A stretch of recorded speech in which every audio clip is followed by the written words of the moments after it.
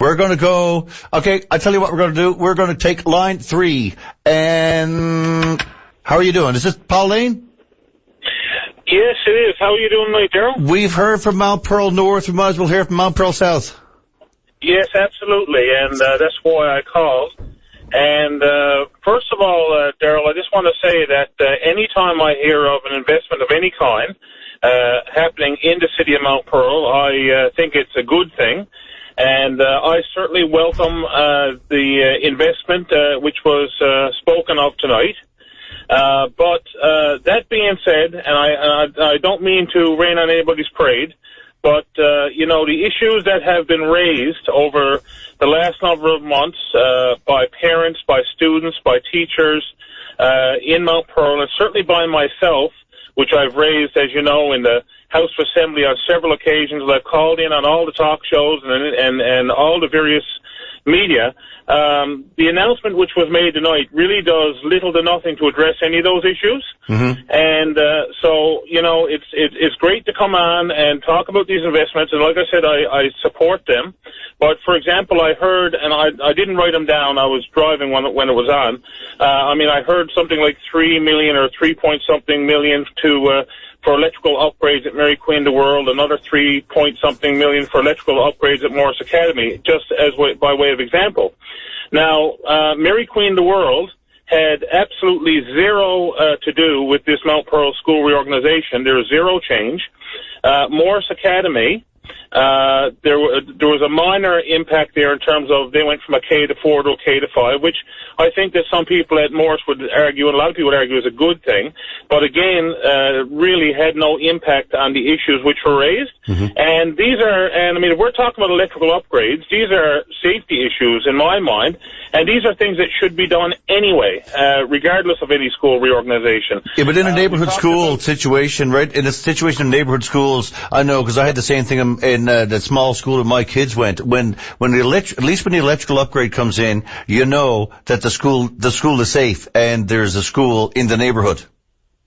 Absolutely, and that's what I'm saying. I think that's a wonderful announcement, and it's a good thing. That's why I agree with that.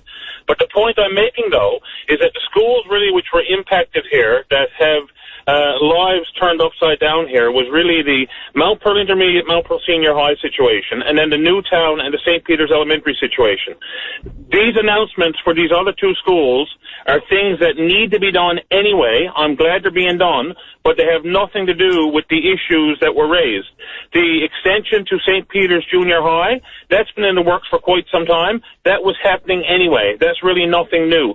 So I heard talk about, okay, at Newtown Elementary, we're going to put in some new lockers. We're going to paint the place.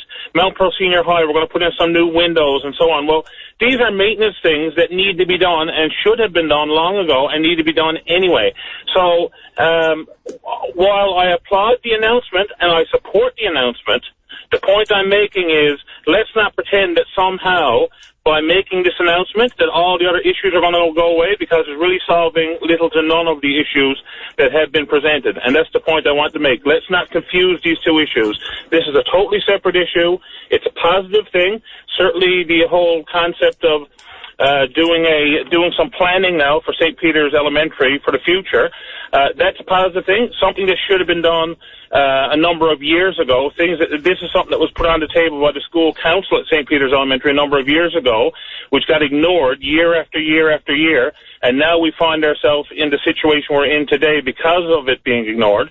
I'm glad they're finally going to do it, but if they do a study, that could be a year, 2 years, 3 years behind that's done. Then if you're going to build a school or something, that'll be another 5 or 6 years out. So that does nothing for the issues that the students, the families are going to face come September, and it's very unfortunate. And I'm still getting calls from parents who are very upset about it. So, again, while I welcome the announcement, anytime money is being put into Mount Pearl, I support it 100%. I think it's positive stuff to see any upgrades to our schools, whether it be electrical systems, whether it be paint, whether it be windows. That's all good. I'm not diminishing that, but let's not pretend that somehow this is solving all the problems that we have, because it certainly is not. Paul, you could be the unhappiest man who just received $8 million for a town that I've ever met. No, but I'm actually not a bit unhappy at all. Like I said, I welcome the announcement. I think it's a good thing. It's a very positive thing, and I support it. Like I said, I support it 1,000%. But it does not. All I'm saying, though, is that all the disruption that was caused by the school reorganization is not going to be solved by the majority of what was spoken about tonight. That's the point. It's two separate issues. And where we need to go is kind of what I asked him at eventually. You know, the money has come in, and the renovations are suddenly on the table to get done this summer to probably ease the pain somewhat for the schools in September. I'm sure there's a lot of other schools in the province who are scratching their heads saying, why is the Mount Pearl schools getting it, and why didn't my school get the electrical upgrade? But that's another story for another day. But it's now that this is done, where do you think the Mount Pearl, and I always include Paradise because there are a lot of students from Paradise who are attending schools in Mount Pearl, what needs to be done for more of a long-term plan in your mind? Well, look, there's no doubt that long-term planning needs to be done, and again, it should have been done long ago, but we can't change the past. We have to deal with the future. Now, the board has said that it is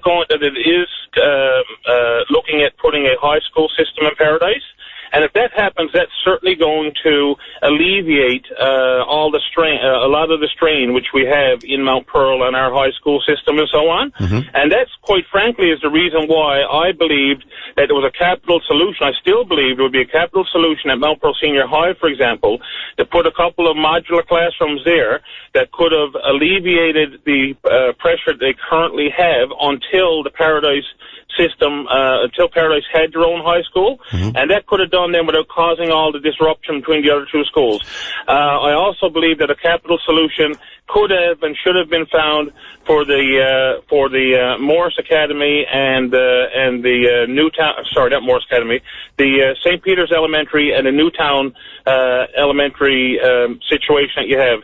And that's the one that really worries me the most, to be honest with you, because I've heard from so many educators and people in the field who tell me that having this K to 3, 4 to 6 is really not the way to go, that the K to 6 system is the best system, it's the system that they should have kept, and again, it really could have been avoided. But I guess on a go-forward basis, the fact that they say they're now going to do some planning that, again, should have been done long ago, that's a positive, and I'll certainly be holding their feet to the fire now to find out exactly when this planning is going to take place and make sure that it's not like what they talked about the last time, or the last 3 or 4, certainly the last 3 years I've been involved, where every year they were going to do some planning, they were going to look into it, and then every year it kept getting dropped off the table for other priorities and so on. So this time they're going to do it. I hope they're going to do it, and they're going to do it right, and they're going to do it sooner rather than later. And like I said, I'll certainly be keeping my eye on that. But again, just to conclude, again, just for the record, Daryl, I am not against it. This is positive. Like I said, anytime you see these investments, it's positive. I guess, we're seeing fire trucks going out to the door left, right, and centre across the province now, and all these volunteer fire departments, which, again, if a community can get it, is good. And we see government is sort of on their road trip now with their fire trucks and their announcements of pavement and so on. So now we're going to throw some money into the school system in Mount Pearl, and hopefully that's going to ease people's, minds a little bit and make them feel better about the mess that's been created with the school reorganization. But it's not going to do it. It's a positive thing for the buildings and the schools that get it, and I support it, but it's not going to solve the mess that was created. Paul, you've been a vocal supporter of the schools in Mount Pearl, and Minister Kent did not agree with what went out in Mount Pearl, but there's some extra money in your town, which is a good thing. But you know what? Absolutely. What's done is done. Now, what I hope this summer is that people in Mount Pearl, parents and kids, can relax and enjoy the summer, because September is coming, whether they want it or not, and there's not too much they can do to change it right now. Well, absolutely, and I'm sure, we've got great teachers and administrators here in Mount Pearl, all of our schools, and I'm sure they'll make it work. I've spoken to pretty much all of them, and they'll make it work. They'll do the best they can to make the best of a not-so-great situation. Yeah. I know they will, and I certainly wish them all the best with that. And, to your point, let's enjoy the summer, and hopefully the teachers will have a collective agreement between now and then, so we don't have to worry about that issue. Now, listen, Paul, I got to let you go because I got to make room for the important people. Marjorie's on the line next. Do you have a question for Marjorie for me? I don't have any questions for Marjorie, but I can't wait to listen to her. Marjorie is a good friend of mine, and I always love to hear what she has to say. Well, she's going to close us out tonight, Paul. Listen, thanks for calling in. Stay in touch. No, all right. Okay, bye-bye. That's Pauline, talking about the school system in Mount Pearl and where it's going and what's happened with the money and what needs to be done.